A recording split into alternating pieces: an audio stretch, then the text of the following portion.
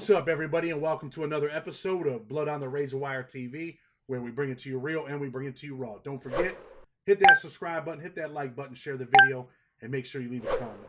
You know, I always say we're going to have a good one here, we're going to have a good one there, but this is probably a good one because I know this dude personally, man. In fact, he was one of my cellies when we were locked in the hole for a while at USP Lee. You know, he went to jail as a young man, went through a lot of shit in prison, was not an easy place. He's seen a lot of shit. And being that he was from Texas, things probably weren't always easy for him. But I'm going to bring Jimmy on the show and let Jimmy tell you who he is and where he's from. Jimmy, tell the people who you are, man, and where you're from. My name's Jimmy Blow. I'm from Texas. I grew up there, was raised there. Pretty much grew up in a little town and started getting in trouble when I was about 17. Probably younger than that. Actually, younger than that. I got in trouble when I was a juvenile, but I started really getting in trouble when I was about late teens and ended up in prison and locked up officially about a month after I turned 19. And I didn't get out till like 2016 when I was about almost 36 years old. So, Jimmy, what did you go to the federal prison for? I had state and fed charges. So initially, when the feds actually picked up my case, I was in state prison. So the feds pulled me out of state prison, and my fed case was in Mississippi. The feds picked it up because it was interstate commerce. They got me for one charge was carjacking, and the second charge was use of a firearm during the act of a crime of violence, basically brandishing a weapon. So the gun charge carried 7 mandatory, and the carjacking was 0 to 15 years, and it was based off my criminal history. So what they did is, since I got convicted of the state stuff first, before I got convicted of the fed stuff, the feds used it to enhance me as far as my criminal history goes on the federal sense. So at 19, I was at category 6, which most people probably don't know anything about the federal system and how they calculate that. So you, at the top, you got a history thing. It goes from category 1 to 6, and then you go one that goes from 1 to like 30 or so. If you get like 25 or under, that's when you're getting like 30 to life. So I was at the top. I was at level 6, which is the highest category for criminal history, because I got convicted with a state first. And you end up going to federal prison at what age? By the time I got sentenced in May of 2000, so I was still 19. A month later, I turned 20, and that's when I started hitting the federal prison. By the time I hit the federal prison, I was 20 years old. Talk about the state prison first. I should have did that first. You end up in state prison in Texas? Yeah, but I was only there for a short period. What was it like being in state prison in Texas? There's no heat, there's no air condition. Everything's regulated, so like you can't just go and walk out in the yard and it ain't open. You got to have a pass to go here. They got guard towers set all different locations, and when you pass them, you got to show them this pass. You got to walk single line in these paintings, like they got like sidewalks just painted where you can go. So everything's like single file where you walk to. Like if you go to the chow hall where you go eat, you got to walk single line. If you go to church, you got to, well, and you got to have a pass. If you go to school, you got to walk, and you got to have a pass to go everywhere in there. You get shut down before you go to the rec area and when you come back, which means you stand up single file down a hallway. You take all your clothes off. You hold your clothes out in front of you. You're butt naked. They shake everything down. They make you do the squat and do your hair and all that stuff, just like when you go to jail. And then you go to rec. And when you come back in, you do the same thing. In front of everybody? Is there all kinds of dudes there just butt-ass naked? Yep. One time we come out of the church, somebody stole a pen. Somebody stole some pens or something from the church. They made everybody go out in the hallway and get butt naked and search everybody. It was like a whole, I mean, like, I don't know, 40, 50 people. When they make you get butt naked in front of, I talk about that. So that was some of the worst things ever, is to have another man tell you take off your clothes, bend over, spread them. Just Yeah. absolutely horrible. How did you feel when they did that to you in front of a bunch of other men? I mean, it feels kind of crazy, but I mean, it gets to be where you're so used to it, you just, you ain't got no choice but to do it. Yeah, I mean, you got no choice but to do it, but you definitely don't have to like it. You know what I mean? No, I don't think anybody likes it, but I mean, we've been around some weirdos, right, that might like it, right? yeah. So anyway, you end up going to federal prison. What's the first federal prison you go to, bro? The first federal prison I go to is Bloody Beaumont, USP Beaumont. What year did you walk into Beaumont? I think September 2000. You go into Beaumont when it's really jumping, right? Yeah. Are you scared walking in there? Uh, I was before I knew I was going there. I'd already heard stories about it, and then I think I was sitting in Seagoville Transfer Center in Texas, and that's when I found I was getting designated there, and I was like, "Man, why am I going there?" And he's like, "Oh, because your points are high," and I was like, "Man." So I didn't know what to think.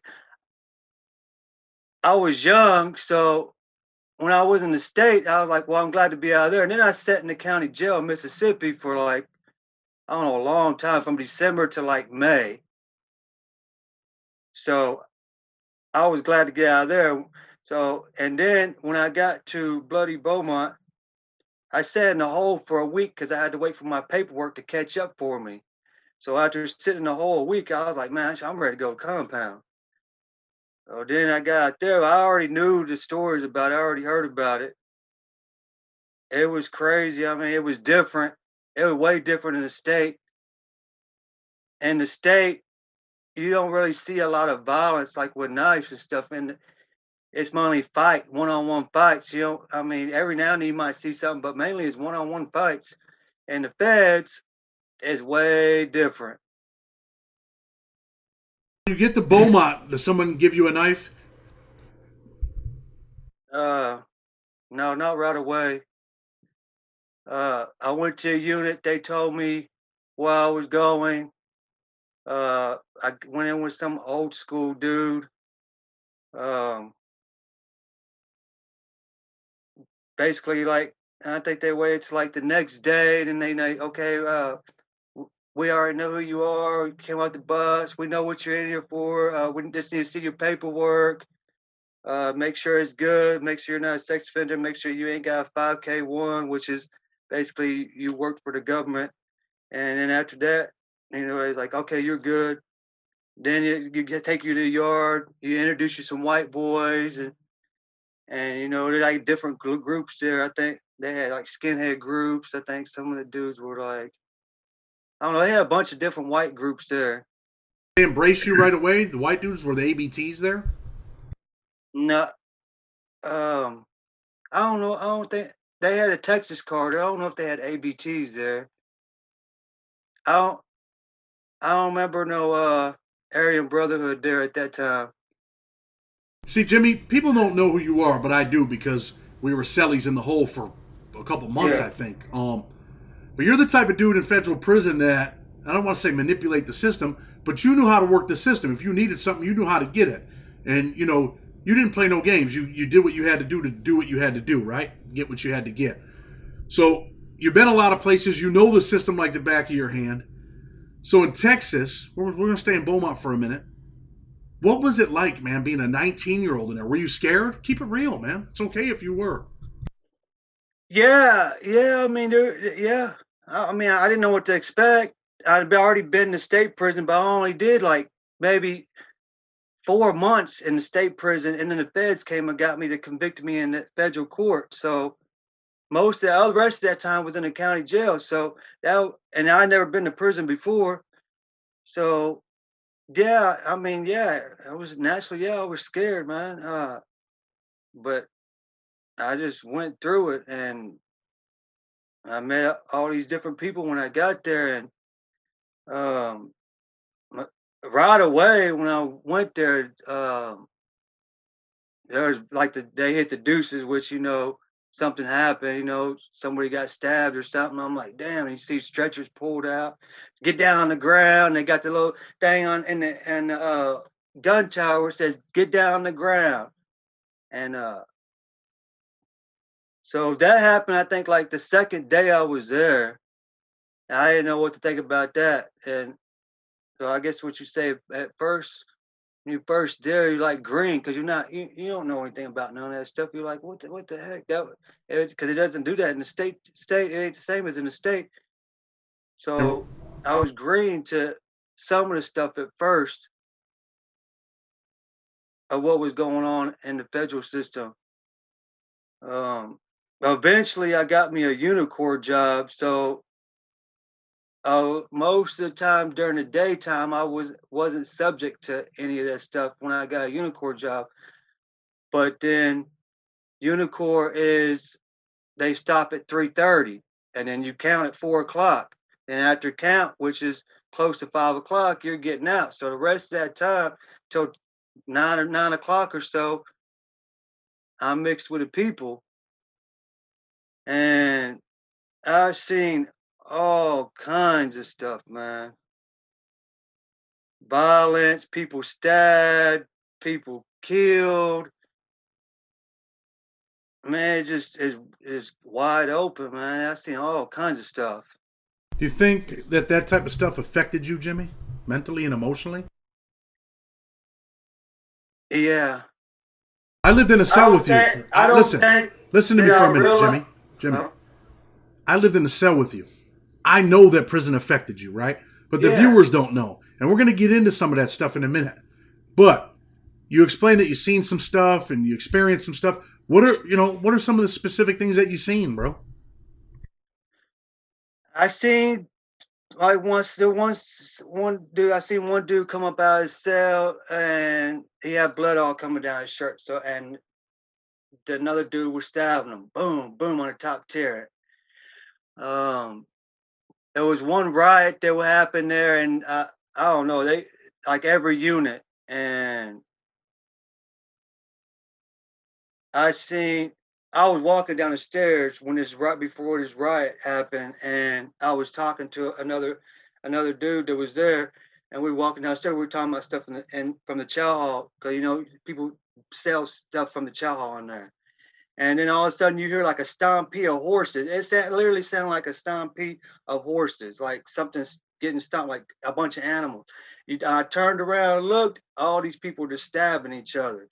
I see one dude specifically in my view, and I'm on the stairs walking down to get down into the yard, and I see these two dudes just knife fighting each other, like something in a Viking movie. And I turned around to the dude I'm talking, he's already running the unit, so I start running behind him. As soon as he makes it through the door, and then as soon as I get to the door, the guard shuts the door on me. I say, hey, let me in, man. He's like, no, he's like locked down. So I'm like, I'm stuck on this tier. I'm like, oh man. So I go down the tier. I kind of like brace myself in the corner, in between the corner of the stairs and the wall, because the guards, the sirens are going off. They're all fighting. Cops are going this way, that way. And then all of a sudden, like 5 or 6 guards in uh, we call them turtle suits are coming towards the unit with gun looking things like beanbag or pepper guns or whatever. I'm standing up in the corner like this. They're rushing in front of me and going up the stairs and going to the unit, and you hear boom, boom, boom, get down to the ground, stop, boom, boom. I'm like, oh man, what am I doing? Who was fighting? Was it different races, different gangs? Who was fighting, if you remember? It was the DCs and some, I think maybe the DCs and Gangster Disciples or something. So were you out there thinking when the cop wouldn't let you in, were you thinking, man, I just want to get inside and get in my cell where I'm safe? Yeah, I seen dude running, so I was trying to run back in my unit too. But he'd already made it before But I turned my head to look to see what was going on. When I turned this way, he was already gone. I started running, trying to run behind him, but he was already ahead of me. He made it into his unit. I didn't. The guard slammed the door on me. I Was there was ever stuck. was there ever a time when you thought you might lose your life in there? Yeah, man. That You think about that stuff all the time, man, because anything could jump off. You don't know, and you got people crossing each other. You got people that might not like you, and they might make some beef up on you. I mean, anything can happen. You just have to be on your P's and Q's on everything, man. It's like you're steadily on the edge and watching everything around you.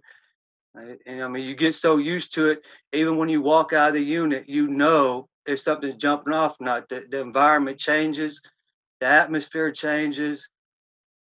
It either gets quiet or it's either quiet or too loud. And then You you know when start something's going looking, to you see all these happen. groups packed up and together, and then you know they're talking or doing something, something's going on. And you start asking, hey, what's going on? What's up, man? Yeah, sometimes you know beforehand. Your people give you a heads up, or their people gives the other people heads up, and they start spreading the word. Sometimes you don't, and sometimes it just boom jumps off just like that. You ain't got no. Ever seen anybody brutalized in there and you felt bad for them? Like, damn, man, I feel bad for that dude. I mean, you think about that, but there's nothing really you can do about it, man. Not my question. I know there's nothing you can do about it because you don't want to end up in the cooker. But when you seen it, did you feel bad after? Like, damn, man, that dude was a good dude, man. They killed him, or man, that was a good dude, and they stabbed him like 30 times, man. That's some bullshit, man. And there was some good dudes in there that seen get stabbed and messed off, man. There was, and I felt bad. You know, I say that, Jimmy, because there was a time when I felt bad for you, man. There was, and we'll get into that in a minute, right? Um, but anyway, you end up leaving Beaumont. Why do you leave Beaumont? What happened? Is that when they closed it down? Did you get in trouble? What happened?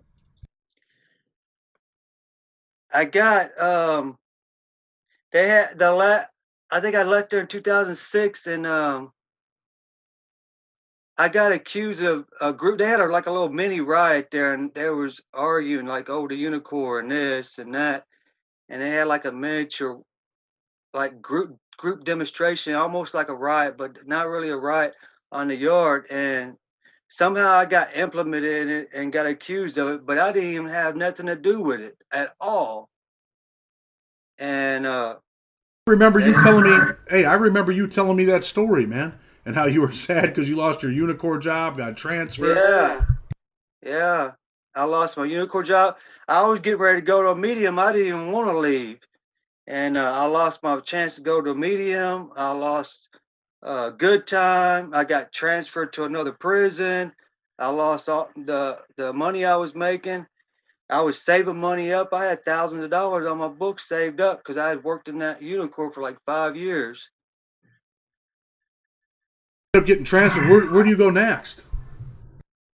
I went to California, Where at? Atwater, Victorville. Where'd you go? Atwater. After leaving bloody Beaumont, you go to Atwater, right? Are you nervous going there, or are you just like, man, it's whatever, man? Yeah, I was nervous going there. I wasn't even supposed to be sent there, man. So this instead of going right there right away, let's move it back. So they take they locked the whole unit down in Beaumont after this group demonstration, and they do the little interviews. They call me back, and he's like, "Well, they're saying you involved," and I'm like, "Man, y'all know I ain't involved in this. I work in Unicorn." And he's like, "Well, that's what some people saying." And I'm like, "Well, I ain't got nothing to do with it." Then the next thing I know, a week later, everybody, or it said while everybody's locked down, they start coming and rounding people up, and they rounded me up till we packed my stuff. I was like, "Why am I packing?" He's like, "You're leaving." I'm like, "Leaving?" And he's like, "Yep, you're on the bus." I'm like, "What?" Well, I get on the bus. They take us to the medium hole and put us in the hole in the medium. And so then a few days later, the SIS dude pulls me out and interviews me. And I'm like, he's like, so he's like, I tell you what, you want to stay here? I'm like, yeah. He's like, you give me 3 names, you can stay here. I was like, I don't know any names. He's like, well, we know you're involved in. I'm like, I ain't involved in none of that stuff. So he's like, well, if you don't give us some names, we're gonna send you so far away from home, you're gonna learn a new language. I'm like, well, do what you gotta do, cause I don't know anybody. I ain't involved in none of that stuff. And he's like, all right, get him out of here. And I went to Atwater about 4 or 5 months later. Cops are pretty nasty in the BOP, right? Mistreat people, treat people like shit. Yeah. Yep. Have you Well, experienced, hold on, Jimmy, have you experienced being treated like shit by cops in like Lee County and Beaumont? all everywhere. I've experienced it in every prison. I've been to 5 different prisons. I've experienced it in all 5 prisons. I've even wrote grievances on them and did this and yeah. Sometimes they retaliate, sometimes they don't. They retaliate, Jimmy. How they retaliate? Well, there's all different ways. Like there was like let's say the last prison I was at, I wrote one of the guards up because I went to the hole and he had packed all my stuff up and threw all my stuff away. So I wrote him up. Next thing I know, I'm going out to go to mainline. He's shaking me down. When I come back, he's shaking me down again. And then he's coming in and shaking my cell down. So I had to write him up again for harassing me. And then other people was writing them up. And that's how that's one scenario how they retaliate. That's just one. Ever had the cops hit you? Huh? You ever had a cop punch you or slap you? No. So all right, so you had him threaten me though. you end up going to Atwater, right? And at the time, Atwater's a pretty bad place. Were you there when them dudes killed that cop in '08? I don't think I was there in '08. I didn't do long there. I was in the shoe for a little bit, and then I was in the shoe at Atwater, and they would not allow us to have magazines, newspapers, radios, no access to media, no law library, nothing. So I started writing them up. Me and a group of dudes started writing them up, and they shipped me out of there to a place called Hurlong, which was, I guess I was a medium, but they were having us in a hole there. And I sat that in that hole for over 6 months. And then they sent me back to Atwater. And then I sat in the hole for a little bit, but I got transferred to Virginia. Transferred to Virginia. Where do you go? Is that USP Lee? Yeah. Let's talk about USP Lee a little bit, right?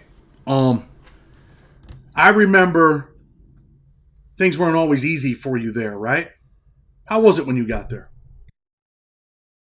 When I first got there, I was kind of nervous because uh, I didn't know how the compound was. I didn't know if I could walk on that yard or not. I didn't know if I was gonna have any problems or not. So, but I was in the hole for a week. The same thing, because they said my paperwork didn't catch up. So I had to sit in the hole for a week, and then I went on the compound. And I think maybe like the next day, it's like you got a meeting on the yard with the white dudes. Okay, so I went out there. They're all grouped around, asking me some questions about Beaumont. Asking me, like, well, we know you was in Beaumont, so, and like one white dude, I can't remember his name. There was a couple good white dudes there.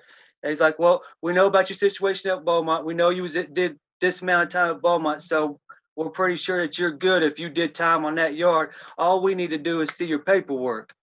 I'm like, he's like, so as soon as your paperwork catch up with your property catch up, you just bring your paperwork, show it to dude in the unit, and we'll look at it. If it's good, you're good. So that's what I did. I showed to him I was good. And that yard was actually a little different because it had the independent card there. So it was way different than Beaumont. It wasn't. How long did you stay on the yard over there?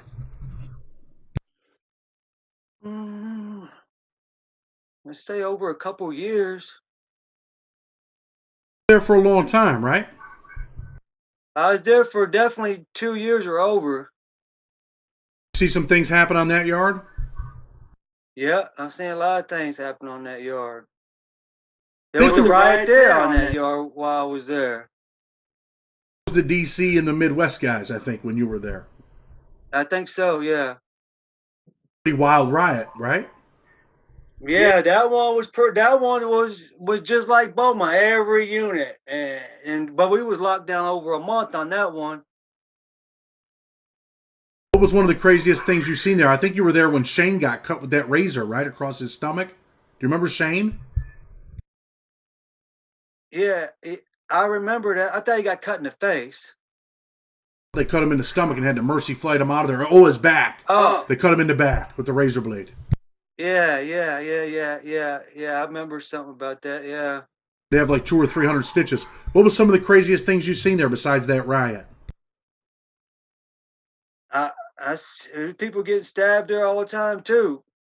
I know. I remember when we first went in there unit, they said, "Look," and the warden makes a speech, and had a pair of boots and a knife there. It said, "Look, if you get caught with this or you stab somebody with this, you're going out and getting a charge. You see these boots? If you stomp somebody in with these boots, you're going out and getting a charge. The last dude that did it with the boots got 9 years. The dude that did this with a knife got this amount of time. The dude that got busted with one of these knives went and got this amount of time." Talking about Raz and AJ when they kicked that border brother dude's head in with the boots on, and then they stopped Yeah. letting you have, they stopped letting you buy boots there and stuff or something, right? Oh, we weren't allowed to have black sneakers on the commissary because if you were kicking somebody, they wanted to be able to see on camera that you had on boots so they could take you to court. Yeah. Yeah. That was Warden O'Brien. He was the best warden Yeah. in the Warden prison system. O'Brien. Yeah. Do you think that was the best prison you were ever at? I mean, for prison standards? Uh, it was definitely way better than Beaumont. Yeah, it was better than Beaumont. You ended up hanging out with this kid, man. He was at Ohio AB. He was your buddy, right? Yeah, he was my cellmate, I think. Yeah. I think his name, what was it? Wasn't his name Jimmy too? No, his name was James. So anyway, you end up going to the hole. You end up going to the shoe, right? What do you go to the shoe for? Um, I went to the shoe several times there. One of them was for a knife. One of them was for making or getting busted with some wine. I think the last one before I got transferred, I got into a fight with another dude on the yard. Um, I think that's the one that got me the disciplinary transfer. I remember you and your celly, right? I remember you and your celly. Like you had all kinds of tools, man. You guys were taking shit apart. The lights, the shower. Do you remember that? You had like tweezers, little screwdrivers. Yeah. We making shine and stuff in there too. And wine. And, yeah. Shining in the shoe. No, not in the shoe, but on the compound we were shining. I was making wine in the shoe though. Then your celly ends up, I think he goes to the compound. They tell you that they're going to transfer you. Do you remember that? Yeah. And if you don't want to talk about it, we don't have to. But it's important that people hear this part, man. Because it's about prison. It's about how, people start to feel. You went into prison at 19 years old, man. You were probably lonely, depressed, down on your luck. Do you remember that? Yeah. I was young. Yeah. Not an easy thing for a young man to go to prison with all that time and be away from family. And who cares, man? You're away from your mom, bro. That shit hurts, right? I didn't see my mom when I went to prison. I left when I actually hit the federal prison. I didn't get to see my mom, my little brother for like 15 years. It's really sad, Jimmy. So let me ask you this, right? There was a time where, did you ever feel like you just didn't want to live no more, man? I mean, yeah, you feel like that all the time, and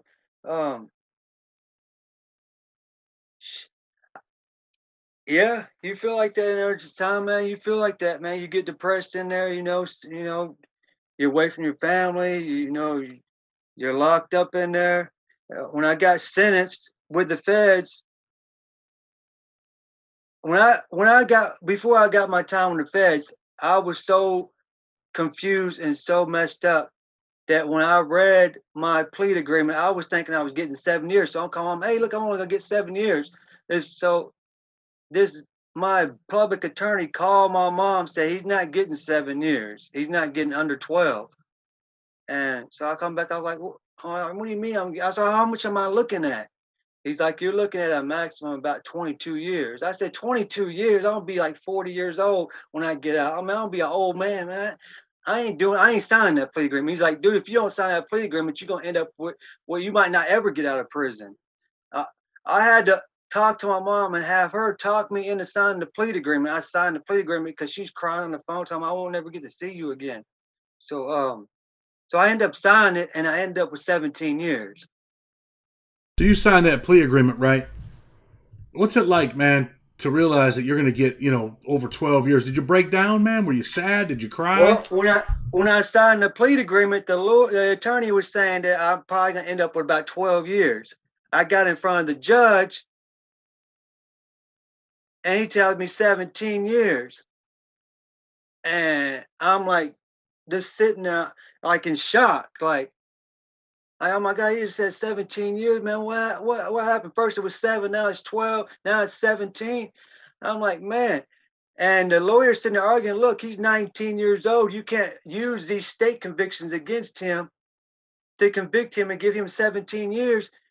He's like, some of that stuff is from his juvenile record. So they had like a thing where they went back in the back, the judge and somebody else talked, come back. He said, we're not going to use anything that was prior to his 18th birthday, but everything that he got convicted of between his 18th birthday and now is going to be calculated. And it's still basically almost the same thing. And I still end up with 17 years. And I get back to my cell in the jail cell. I'm so depressed and so upset, man. I couldn't do nothing but go to sleep. I slept for like 3 days. It's hard for a young man at 19 years old to get, a 17-year sentence. They probably feel like, man, my whole life's over with.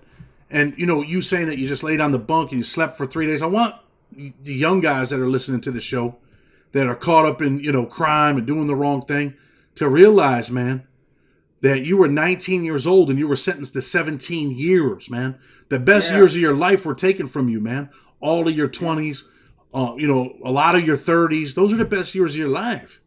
And, now I know because, we recently talked. You've seen the YouTube channel like, hey, that used to be my cellie. And you reached out to me about a week ago, and I'm glad that you did.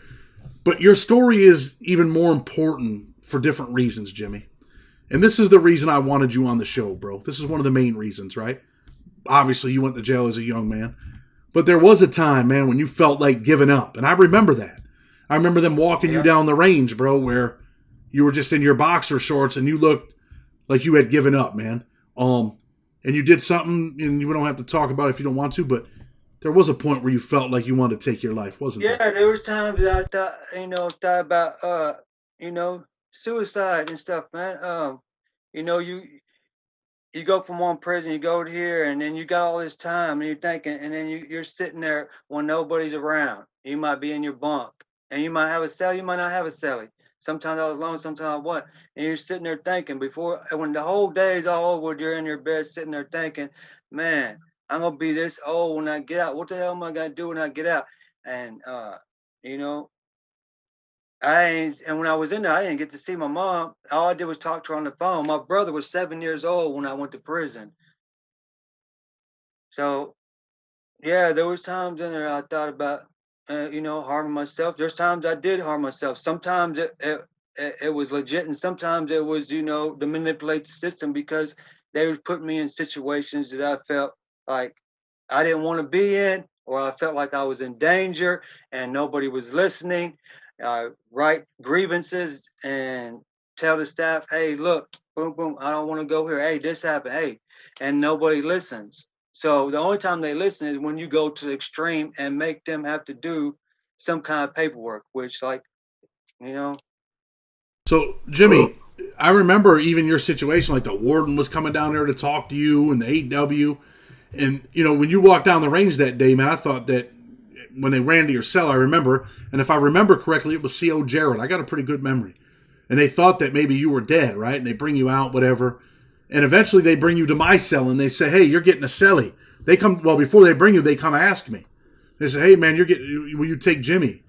And I was like, man, I ain't taking, first they're like, you're getting a celly. I'm like, I ain't taking no cellies. They're like, come on, man. Work with Yeah. us, man. Take Jimmy, man. And I remember you walking down the range, and I'm like, damn, man, I felt bad for you, bro. So I was like, all right, man, I'm going to take him, man. And I took you, and we got along good in there, man. We had different days. If you remember, we cleaned the floor with a washcloth, and we worked out in there. We did a lot of stuff, man, and we kind of passed the time. I think we were cellies. Me and you were cellies. Was that the time when I got stabbed? Or was it? Yeah, I think you was telling me about that. Yeah. I think that me and you were cellies after when I fought this California dude, Sparky. And they ended up putting him in a cell next to us. And he ended up letting us use his headphones. That's what I was in the hole for at that time. And you actually taught me some stuff, man. You taught me how to, I don't want to say manipulate the system, but work the system for the things that you needed. You know what I mean? And when we're in the hole in USP Lee, I want people to know this. If your celly had to take a shit there, we couldn't flush the toilet. Do you remember that? Yeah. They you had to wait for them to come by. That was the only place I ever been that was like that. You had to wait for them to come by. Sometimes they come by an hour later and say you want your toilet. Sometimes they don't come back for a few hours and say you need your toilet flush. Sometimes they don't even flush toilet. You got to tell them, hey, flush my toilet. That was because in the toilets they had these rods. And people were taking the toilets apart and taking the rods out, making knives and stabbing people in the wreck cage. And sometimes I say, man, we mess it up for ourselves. You know what I mean? And that was just another situation. But Jimmy, you're doing good now, man. You finally made it out of prison. Like we said, you spent the best years of your life in prison, man. And I feel for you, man. And it's obvious to anybody that's watching this video right now that prison affected you, man. Do you feel like it affected you mentally and emotionally, even though you're out of prison? The things that you've seen, the things that you experienced? I don't think that while you're in that situation, you realize how much it affects you. But when you get out, I did all that time and I got out. When I got to the point where I knew that I was getting ready to get out and go to the halfway house stuff, I was nervous as hell, man. And then I get ready to get out. They say, all right, come on, pack your stuff. You're getting out. You go out. They give you $100 on a card. Or no, they give you $100 cash. They gave me $100 cash. And it's like, they put me in a bus or taxi or something and drove me to the airport. I got on the plane, nervous. Get to the I get to the airport, man, all these people around. I'm like, oh man, I gotta go to where I'm supposed to be going. Nervous the whole time, man. And then almost like anxiety. And I get on my plane, I get to the next airport, nervous. The first place I went to, I was hungry by that time. After I got off at the airport, I got a cheeseburger at the McDonald's. I had to pay $70 for a taxi ride from the airport to the halfway house. Nervous the whole time. What was it like to see your mother after 15 years, man? She looked different, your brother? When I got to the halfway house, I had to wait till about, I think, 2 weeks before I could start getting visits and stuff or something because I had to do all the program and all that stuff. But yeah, and then I put her on my visiting list and all that stuff. My brother and my mom came, and yeah, I was shocked because it was like looking at a stranger. That's a sad reality that I want to resonate with people that are watching the show. The 24-year-old that's watching the show right now selling dope that loves his mom. I want him to know that it's possible he might never see his mother again if he don't change and make different choices. I want him to know that he might not see his mother again for 15 years. He might go to prison when his brother's 7 years old. And when he comes home, he's 24. He's a young man. I want them to think about that tonight, man. When they're watching this video, I want them to think about it. And more than think about it, I hope that it helps them. Yeah, cause okay, so my mom came and see me, and it was like, cause I mean, I ain't seen my mom in 15 years. My brother was 7 years old. He was like in his 20s when I seen him again. So he's all grown up, and my mom's older, way different. I mean, I seen pictures and stuff of them while I was in prison, but it's not the same when you actually see them face to face. So yeah, she looked different. So anyway, you end up getting out of the halfway house. You meet a woman. I think you get married. You have a baby. You buy some land, and what do you do with the land? You build your own house, right? Yeah. Okay. Hold on. Oh, back up. So I go to the halfway house. I get a job within about 2.5 weeks at a hotel, a big hotel in Dallas, and I'm cleaning rooms. I do that for about 5 months. The halfway house is taking 25% of every check. So at the end, I end up saving about $2,800. I go to my mom's because I have to parole there. Otherwise, I have to stay in the halfway house. I was like, oh, I already spent all this time in the halfway house. I'm not staying past my release date. So I go to my mom's. And my mom don't really have a place for me to stay, so I had to sleep on the couch. So after about, I think I went to my mom's house June 17th, 2016. And by July 5th, 2016, I had another job that I got at Tyson's. And I was working there. And I think I met my girl now at in August, no, in September. By November, she was pregnant with my son, and we weren't living together. By that time, I'd already got my own apartment. Took the money from the halfway house that I was making at that job, put $1,000 down on an apartment, and bought me a van for $1,000.